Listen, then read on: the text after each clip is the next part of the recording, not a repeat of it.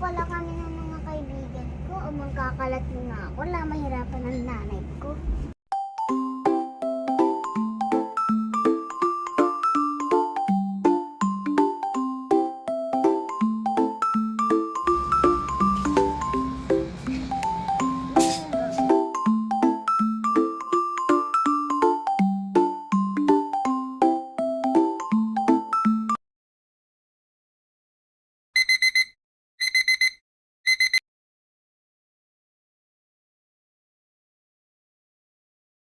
Ay, naku, ang daming kalat dito. Pagod na ako.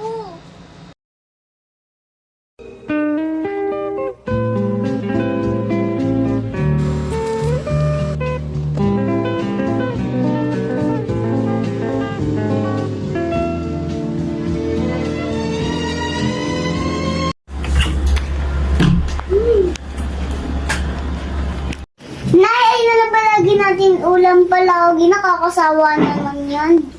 Wala ka talagang kwentang nanay. Ay, naku, anak. Wala tayong magagawa. Hindi napapadala yung tatay mo. Uy, anak! Magbe-birthday ka na. Kailan ka bibili ng cellphone? May cellphone na ako. Baka bukas bibili na ko ng mami ko iPhone 13. Yaman niyo naman pala. Nay, anong regalo mo sa akin sa birthday ko, May? Gusto ko yung iPhone 13 Pro Max yung marigalo mo sa akin sa birthday ko. Kasi nabigay sa akin, manghirap ka.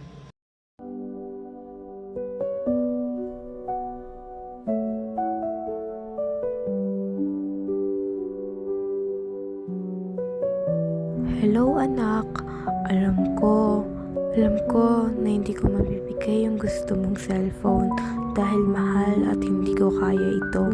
Pero nagpapangako ako sa'yo na sobrang mahal na mahal kita higit pa sa sarili ko. Anak, lagi kang mag-iingat ha. Ingatan mo yung sarili mo na wala ang iyong nanay sa tabi mo. Pangakong gagabayan kita.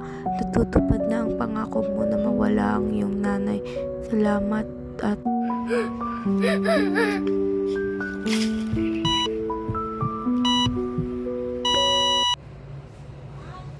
Nay, gumising ka dyan.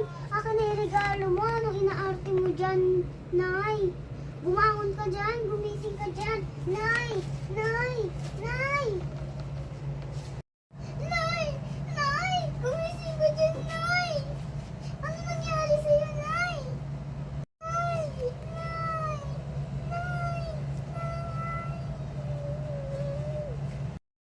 Apo ko, patay na ang iyong nanay. Tinupad niya ang iyong hiling na dahil ayun ang hiling mo, dahil hindi niya nabigay ang iyong gusto. Mahal na mahal ka niya ng nanay mo. Lahat binigay niya sa'yo. Binenta niya lahat para mabuhay ka lang. Dahil di lang niya magusto. Tama ba iyon? Anak, dapat hindi ka nagpapaanadala sa mga kaibigan mo dahil sila mahalaga ang iyong nanay kaysa sa kanila. Guys!